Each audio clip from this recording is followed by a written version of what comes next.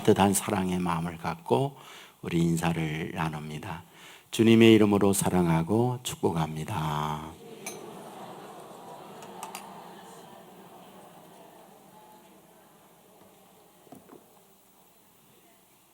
네, 감사합니다.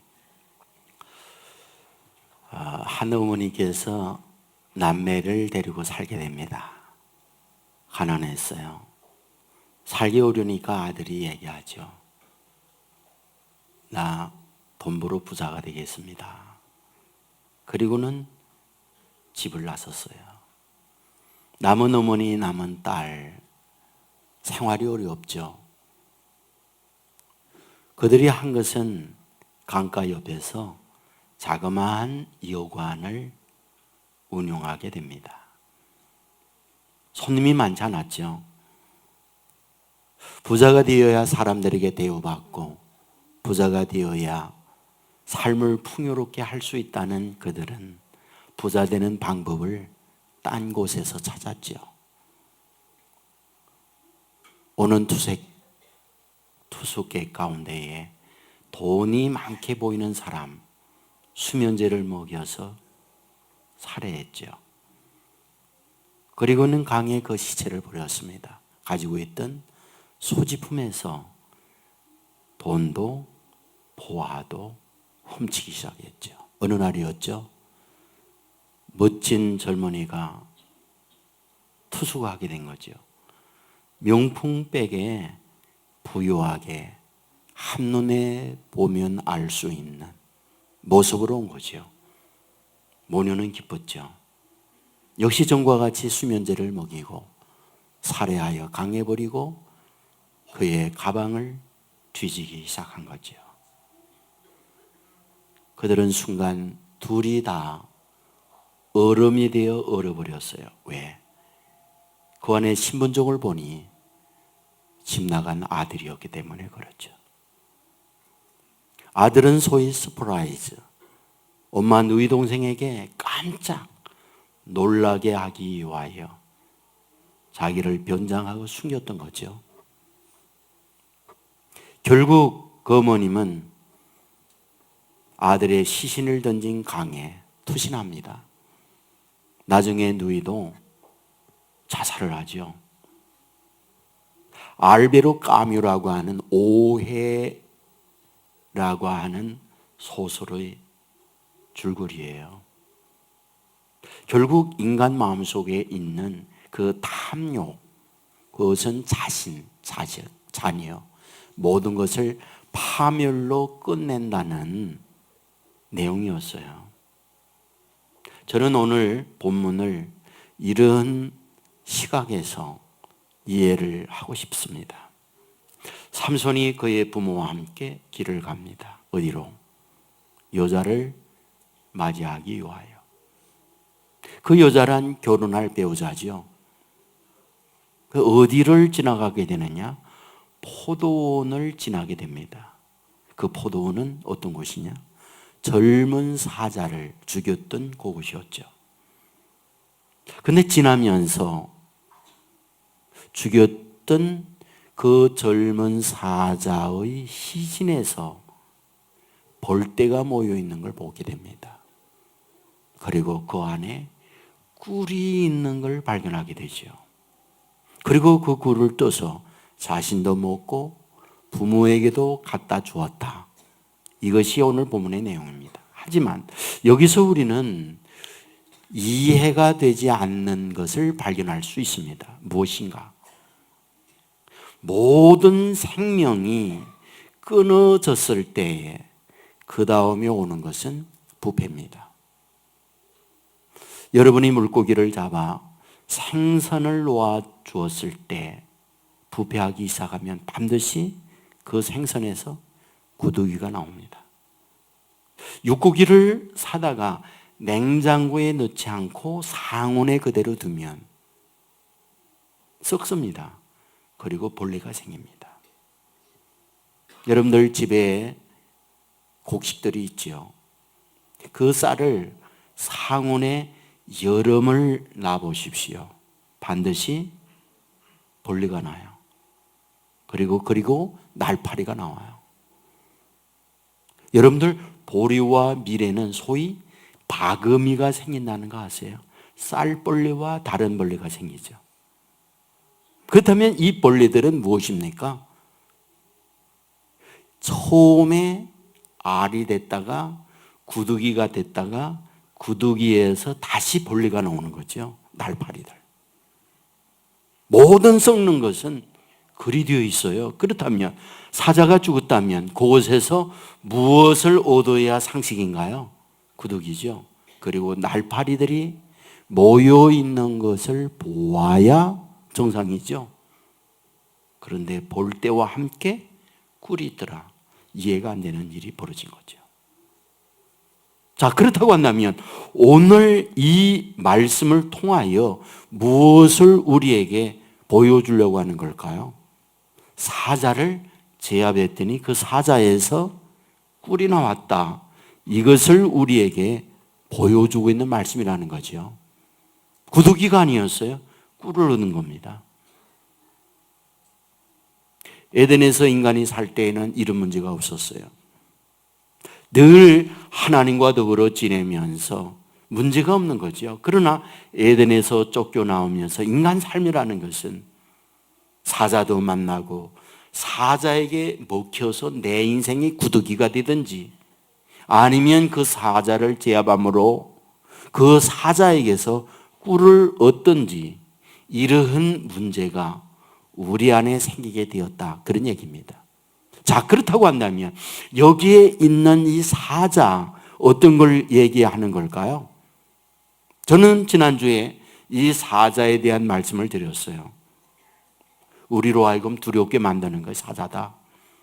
질병이 사자일 수 있고 실패가 사자일 수 있고 넘을 수 없는 나보다 강한 어떤 대적들이 사자일 수 있다.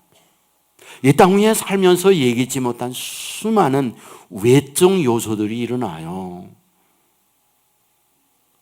분당 테크노밸리에 야외 공연을 하면서 환풍구가 내려가면서 갑작스럽게 많은 사람들이 죽었죠. 세월호 침몰과 함께 너무 많은 생명을 잃었죠. 히말라야 눈사태와 함께 많은 사람들이 죽었고 실종된 사람들이 많죠. 저 일본의 온타케 산이 화산 폭발과 함께 화산재가 하늘을 덮으면서 호흡이 중지되고 그 화산재에 덮여서 시신조차 찾지 못하는 이런 일들이 벌어졌죠. 아니 인생사에 있어서는 예상치 못한 외적 젊은 사자들이 우리 앞에 계속 기다리고 우리를 공포에 질리게 만드는 현실이라고 볼 수 있는 거지요. 여러분, 오늘 저와 여러분이 살면서 여전히 이런 문제들이 있어요. 저는 지난주 여러분에게 말씀을 드릴 때 젊은 사자의 내용을 두렵게 하는 거라면 그것은 곧 외적 요소들이었다라는 거죠. 오늘 저는 다른 시각에서 이 젊은 사자를 말씀을 드리고 싶은 겁니다. 지난주에 외적 부분이 우리를 두렵게 만든다면 오늘 이 시간 여러분에게 드리고 싶은 것은 우리의 내면에도 젊은 사자가 있어 나의 인생을 좀 먹고 나를 제압하여 나의 삶을 구둑이 나는 인생으로 만들 수 있다. 그런 얘기입니다. 사실상 굉장히 많은 경우 어떤 외적 젊은 사자를 대항하기도 하지만 내적 젊은 사자에게 잡혀먹거나 패배하는 경우들이 더 많아요. 어떤 것들이 있을까요? 먼저 탐욕이에요. 여러분, 에덴에서 인간이 타락하게 되어질 때 그 원인을 보면 그 안에 탐욕이었어요. 사탄이 와서 자극한 게 뭔가요? 왜 하나님께서 선악을 알게 하는 열매를 먹지 말라고 하는지 아느냐? 그 열매를 먹으면 눈이 밝고 하나님처럼 되니까 하나님이 질투나서 먹지 말라고 한 거다. 열매를 먹습니다. 왜? 하나님처럼 되려고. 그런 욕심이 열매를 먹도록 만든 거예요. 무너진 거죠. 저는 여러분에게 새 도둑이 얘기를 했던 기억이 있어요. 부잣집을 털었죠. 금은보화를 훔쳤어요. 산에 올라가 모든 것이 종료되었을 때 분배하려고 하죠. 이야기합니다. 먼저 축제하자. 막내가 내려가서 동네에 술을 받아오도록 하라. 막내가 술을 받으러 내려갑니다. 위에 있던 나이 들었던 두 형이 생각하죠. 3분의 1씩보다 2분의 1씩 하면 더 많이 갖지 않냐. 술 받아오는 막내 죽이자. 아래 갔던 술 받아오던 막내 생각하죠. 그래, 3분의 1 거 할 거 없지. 둘 다 죽이면 다 내 건데. 그 술에 독약 타죠. 여러분 왔던 그 술 받아온 그를 죽여요. 그러고 난 이후에 그 술을 둘이서 나누어 먹고 둘 다 요단강 건너가죠. 결국 무엇인가요? 그 탐욕이 인생을 파멸로 끝내더라는 거예요. 내 안에 탐욕, 그것이 자기를 좀먹고 자기를 죽여요. 그뿐인가요? 절망과 좌절이 젊은 사자예요. 수많은 사람들이 자살하거나 인생을 포기하거나 우울증에 빠져 헤매는 경우들이 뭔가요? 그건 좌절과 절망 아니겠어요? 인생을 살아가며 자기의 꿈이 있습니다. 꿈대로 됩니까? 무너져 내리고 그것 때문에 우울해하고 그것을 풀기 위하여 술이나 또 다른 방법으로 가다가 그것에 의해 자기 인생이 먹혀버려요. 자신만 먹힙니까? 주위에 있는 사람들까지 함께 죽잖아요. 엘리야를 보십시오. 그는 대단한 하나님의 사람입니다. 갈멜산에서 비가 내려서 하나님의 살아있음의 증거, 불이 내려서 그 재물을 받으시는 그 능력 다 체험을 합니다. 그러면 왕 아합, 왕비 이세벨 다 그 앞에 굴복하고 하나님의 역사가 이루어질 줄 알았어요. 그러나 반대였죠. 더욱 악해졌고 엘리야를 죽이기 위하여 달려들죠. 도망갔어요. 뜨거운 태양 그 종일 헉헉거리며 도망가 로뎀나무 아래에서 외친 게 뭡니까? 하나님, 이럴 바에야 차라리 내 목숨 거두어 주십시오. 나 못 살겠습니다. 저를 위해 일했는데 나에게 온 것은 이 고단함, 이 위기 계속되고 있으니 살 수 있습니까?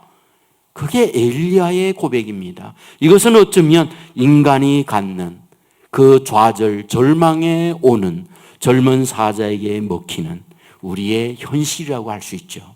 그뿐인가요? 분노와 화가 그의 인생을 먹어요. 저는 제 자신을 가만히 생각해 보면 제가 어떤 돈을 많이 번다거나 높은 자리에 올라간다거나 능력이 없어서 이런 부분에 대하여 일찍이 포기한 것 같아요. 근데 늘 포기되지 못하는 게 더러운 성질이에요. 여러분에게 늘 말씀을 드렸지만 젊었을 때에 저는 눈꼬리도 올라가고 성질도 살아있어서 이것 때문에 많이 아파했어요. 그럴 때마다 금식했어요. 3일 금식도 하고 일주일 금식도 하고 수시로 금식을 하는데 금식하면 늘 말씀했죠. 힘 빠지니까 눈꼬리 처지고 소리 지르니까 뭐 힘이 있어야 소리 지르죠. 그러니까 자연스럽게 다듬어져 가요. 그런데 먹으면 또 나와요. 이게 약한 저의 모습인 것을 전 늘 압니다. 여러분 모세를 향하여 성경이 뭐라고 말합니까? 그 온유함이 지면의 다른 이들보다 승하더라 이렇게 말해요. 온유한 사람이었습니다. 이스라엘 백성을 이끌고 나갈 때 수많은 고난, 수많은 어려움, 수많은 장애가 있었어요. 그 가운데에 백성들로 하여금 공격과 비난과 야유, 그러나 그 온유함으로 그 모든 걸 극복해 가잖아요. 그러면서 도착한 곳이 어디냐? 무리바예요. 그곳에 역시 물을 얻지 못합니다. 그때 백성들이 달려들죠. 어찌하여 애굽에서 나오게 하여 이 나쁜 곳으로 인도하느냐? 이 파종할 곳도 없고 무화과도 없고 포도도 없고 송료도 없고 마실 물도 없고 도대체 우리로 하여금 어찌하자는 거냐? 악을 쓰면서 달려드는 거예요. 그런데 하나님께서 말합니다. 반석을 명하여 물을 내서 목마른 저들의 목을 죽이도록 하라. 근데 이때에 모세가 한 게 뭡니까? 지팡이를 들고 반석을 2번이나 내려치죠. 성질 났다고 말이죠.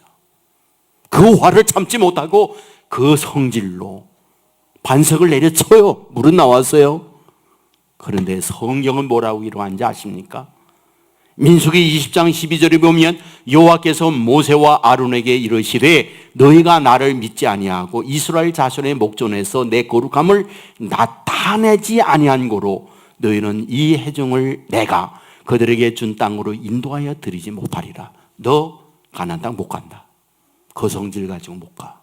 그게 그렇게 온유함이 있던 모세인데도 어떤 결정적 순간에 그 성질이 그의 인생을 먹는 거예요.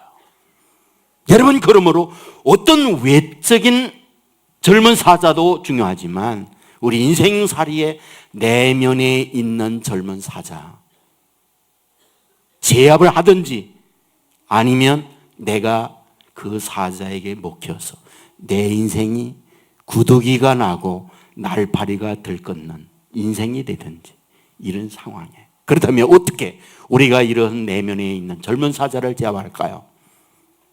지난주 여러분에게 말씀을 드렸습니다. 6절에 보면 여호와의 영이 삼손에게 강하게 임하니 그가 손에 아무것도 없이 그 사자의 염소 새끼를 찢는 것 같이 찢었다. 여호와의 영이 임하니까 그 여호와의 영으로 젊은 사자를 염소 새끼 찢듯 찢었다. 화장지 찢듯 썩은 새끼 자르듯 젊은 사자를 찢었다. 자, 우리는 여기서 굉장히 중요한 것을 발견해야 됩니다.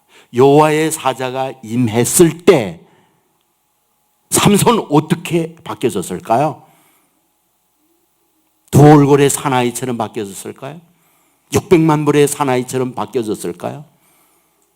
아니면 어떤 근육이 생기고 그 작았던 키가 갑자기 곱절로 커지고 완전히 눈이 부리부리하고 거인으로 바뀌어졌다. 그러므로 그 젊은 사자를 완전히 썩은 새끼줄 끈듯 끊어버렸다. 그 말을 하는 걸까요? 물론 하나님의 능력으로 젊은 사자 찢었어요. 그러나 이 말씀을 가만히 생각해 보면 여기에 보이지 않는 부분이 보여요. 어떤 거? 여러분, 젊은 사자가 삼손에게 임하지 않았을 때 젊은 사자를 보는 삼손은 어떻겠습니까? 당연히 두렵죠. 여러분에게 말씀을 드렸지만 젊은 사자는 먹이 사슬의 최상위예요. 그 세상의 사자 세계에 있어서 젊은 사자는 가장 강한 힘 있는 사자라고 했습니다. 그렇다면 여호와의 영이 임하지 않았을 때 삼손에게 달려드는 그 사자 앞에 나타난 게 뭡니까? 공포입니다. 두려움입니다. 그런데 여호와의 영이 삼손에게 임하니까 나타난 게 뭡니까? 와, 하나님이 나와 함께 하는구나. 하나님이 나에게 임하였구나. 그러면 나타나는 게 뭐냐? 그 젊은 사자를 보면서 보는 시각이 달라지죠. 어떤 시각? 담대하게. 두려움이 아니라 담대하게 나설 수 있는 거죠. 자, 그렇다고 한다면 여기에서 우리에게 뭘 말해주려고 하느냐? 여호와의 영이 내게 임한다. 이 말은 곧 무엇이냐? 하나님이 나와 함께한다. 그러면 나를 돕는다. 내 편이다. 이런 믿음으로 바뀌어지는 것이 여호와의 영이 임할 때 나타나는 현상이다. 그런 말입니다. 여러분, 오늘 우리가 살아가길 때 내 안에 탐욕이 있죠. 내 안에 분노와 화가 있죠. 내 안에 문제를 만나면서 그 문제 앞에 좌절하고 그 문제를 풀어가지 못할 때 우울과 절망이 오죠. 그런데 그런 상황에도 내 안에 하나님이 계시다. 내 안에 주님이 나와 함께 한다. 라고 할 때 의식이 달라지고 그 문제를 보는 나의 시각, 나의 태도가 달라진다. 이 말씀을 하고 있단 말이지요. 여러분 한번 아간을 생각해 보십시오.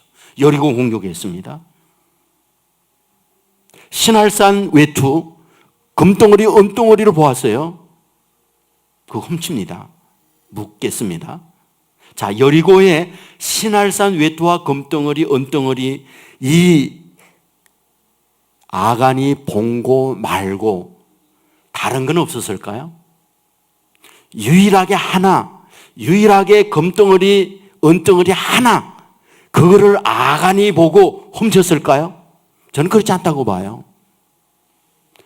그 외에도 신할산이 있었고 그 외에도 은덩어리 금덩어리 있었습니다. 근데 왜 아간을 훔칩니까? 다른 사람은 훔치지 않는데 그 단 하나입니다.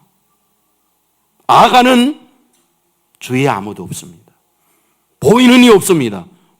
예수 오케이 내 거다. 그리고 훔친 거예요. 다른 이들은 어떻습니까?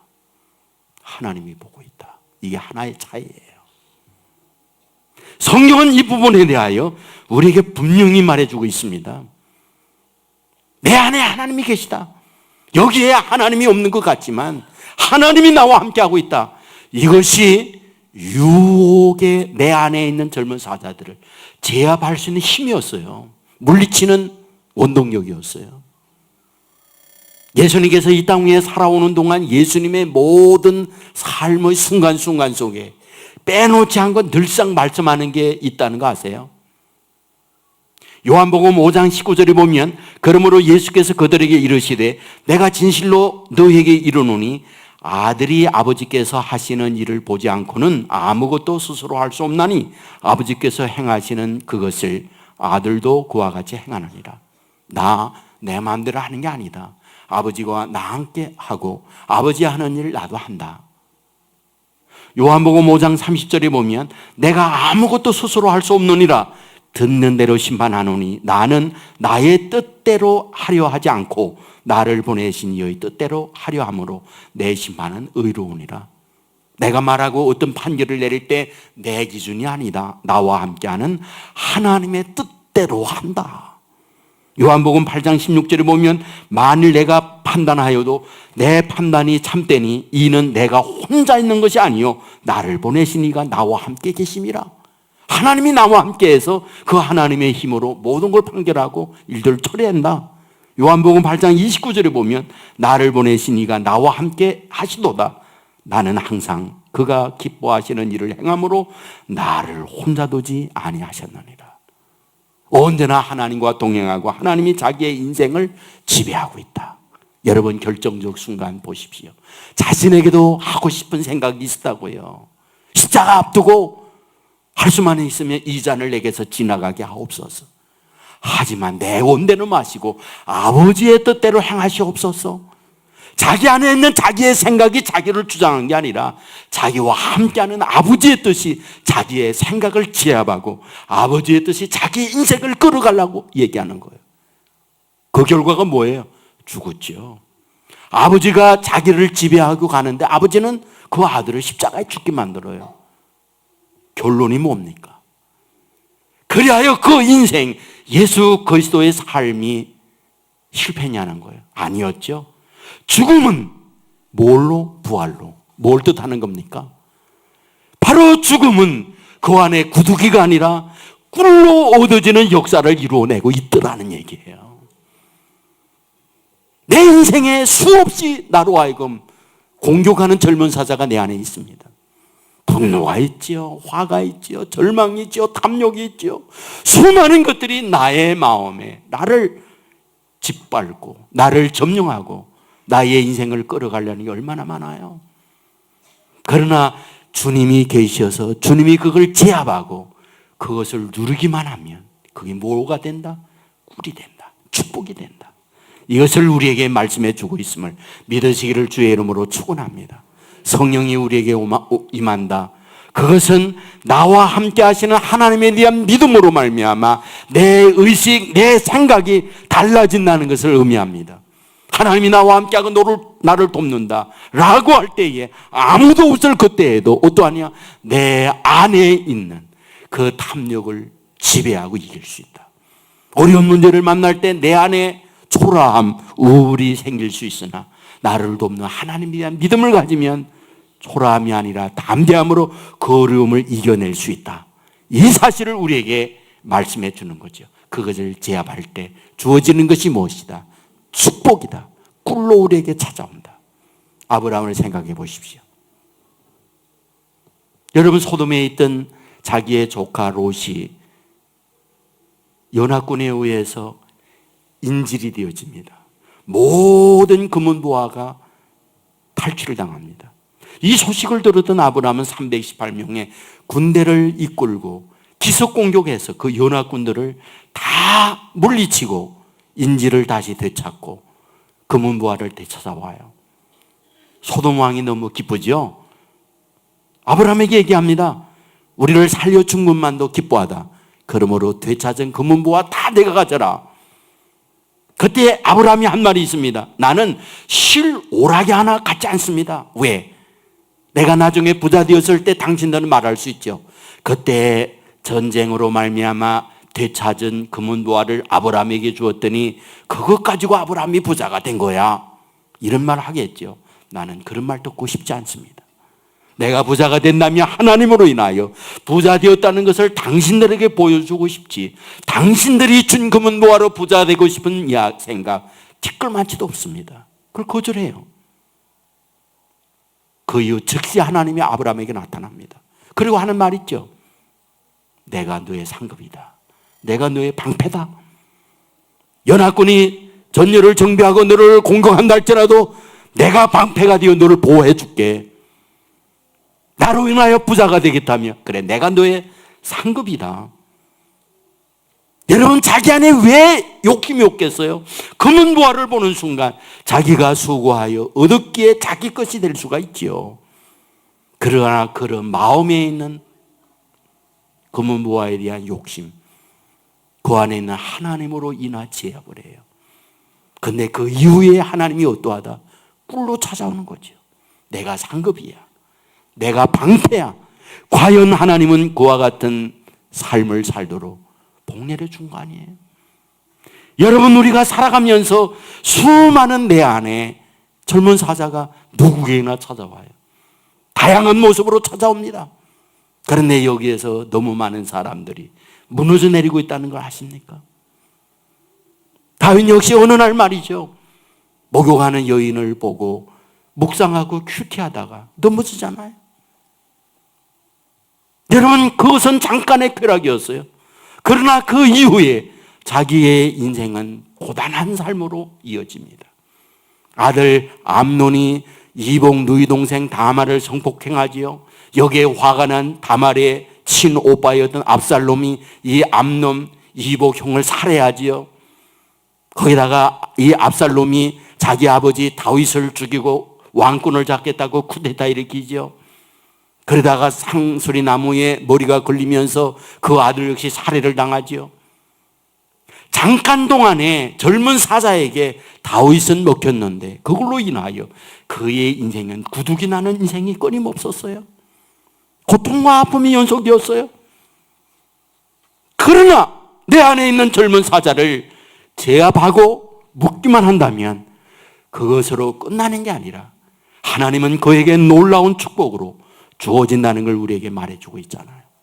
내 안에 있는 하나님으로 사물을 바라보고 내 안에 있는 젊은 사자를 보는 거예요. 내 안에 있는 주님으로 그것을 묶고 나가게 될 때 나는 그 젊은 사자의 밥이 아니라 젊은 사자를 묶고 제압함으로 말미암아 승리자가 되어 그 이후에 꿀이 찾아오는 역사가 나타나게 된다는 걸 가르쳐주는 거죠. 그것은 믿음의 눈으로 보는 거예요. 내 안에 하나님이 계시다. 나와 주님은 함께한다는 믿음으로 말이죠. 그것을 가장 우리에게 모델로 보여주고 있는 게 요셉이죠. 요셉은 우리가 잘 아는 대로 그는 수없이 많은 고난과 어려움이 있었어요. 나중에 노예가 되어 보디발의 집에 있을 때 보디발의 아내로 하여금 엄청난 사랑을 많이 받지요. 젊은 나이에 집을 떠나 머슴으로 노예로 살아간다는 것은 외로움이요, 고향에 대한 그리움이요, 눈물 나는 시간들이요, 그럴 때 주님만이면 늘 와서 토독이며 따뜻한 말을 해주며 음식을 주며 마음을 사잖아요. 어느 날 성적 유혹이 왔어요. 넘어갈 수 있는 상황이지요. 보통의 사람 같으면 여기에 다 무너져 내리죠. 그러나 얘기합니다. 하나님이 보고 있다고. 하나님 앞에서 이런 죄 못 짓는다고. 자기 안에 하나님이 그를 물리쳐요.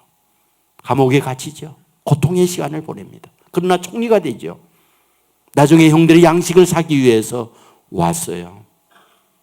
여러분, 형들을 보는 순간 요셉의 마음속에 지나온 과거들이 주마등처럼 흘러가지 않겠어요? 내가 너들 때문에 온갖 고통 다 당했다. 인간의 수없이 견디기 어려운 피눈물 나는 일 다 당했다. 너희들이 나를 그렇게 쳤고 옷을 벗기고 구덩이에 집어넣기도 하고 나를 팔았을 때 포성에 묶여서 이집트까지 오는 동안 뜨거운 태양을 맞아가면서 질질 끌려올 때에 오아시스에서 대상들은 앉아 쉬면서 노닥거리며 음식 먹고 물을 마실 때 나는 입이 갈라졌고 물 한 방울 마시지 못하여 비참한 가운데 끌려왔다. 그리고 감옥에 누명 쓰고 갈 때에 감옥에 잠깐 가 있으라. 이렇게 간 게 아니라 매일 당하고 신문당하고 이 더러운 무슨 놈이 어떻게 주인 마님을 성폭행하고자 하는가. 그리하여 견디기 어려운 고문도 당하고 이런 것들이 왜 없겠어요? 그러므로 단칼에 그들의 목을 칠 수 있는 고난에 칼을 쥐고 있잖아요. 그런데 그때에 요셉이 한 말이 무엇인가요? 형님들 두려워하지 마세요. 당신은 나를 악으로 대했지만 하나님은 그걸 선으로 바꿔주었습니다. 내가 여기 온 거 형들이 판 거 아니에요. 하나님이 나를 이곳에 보낸 것입니다. 여러분, 그 안에 화와 증오, 분노가 왜 없었겠어요? 그러나 그 안에 있는 하나님이 바로 그런 분노를 제압하게 만든 거잖아요. 바로 그 제압한 그것이 그 자신만이 아니죠. 그의 가족들을 살리고 그 이후에 꿀의 인생을 살도록 만들어주고 있는 걸 보게 되지 않습니까? 여러분, 저와 여러분 안에 주님이 거하고 저와 여러분 안에 주님이 주인이 되어서 이끌어가는 이 확실한 믿음이 있다고 한다면 우리는 그 주님으로 인하여 내 안에 있는 젊은 사자 제압할 수 있어요. 문제는 믿음의 문제입니다. 바울은 얘기합니다. 갈라디아서 2장 20절에 보면 내가 그리스도와 함께 십자가에 못 박혔나니 그런즉 이제는 내가 사는 것이 아니요 오직 내 안에 그리스도께서 사신 것이라. 나는 죽었다. 내 안에 그리스도가 나의 인생을 끌어간다. 그 안에 수많은 젊은 사자가 왜 없었겠어요? 알잖아요. 가말리엘 문화의 우수한 성적으로 졸업한 거. 그러므로 유대 사회에서 가장 으뜸이 될 수 있는 인물이었어요. 예수 만나고 난 이후에 그 모든 것들을 다 포기했어요. 더 힘든 게 뭔지 아십니까? 자기의 경쟁자, 함께 공부했던 동창들 세상적으로 출세합니다. 앞서갑니다. 잘 됩니다. 높은 자리에 이르렀을 때 이 요셉에 대하여 비난과 야유를 퍼붓고 온갖 고통을 퍼붓게 되죠. 여러분, 이런 상황에서 정말 요셉 마음속에 얼마나 젊은 사자가 있어서 그의 삶을 뒤흔들었을까요? 내가 꼭 이렇게 살아야 되나?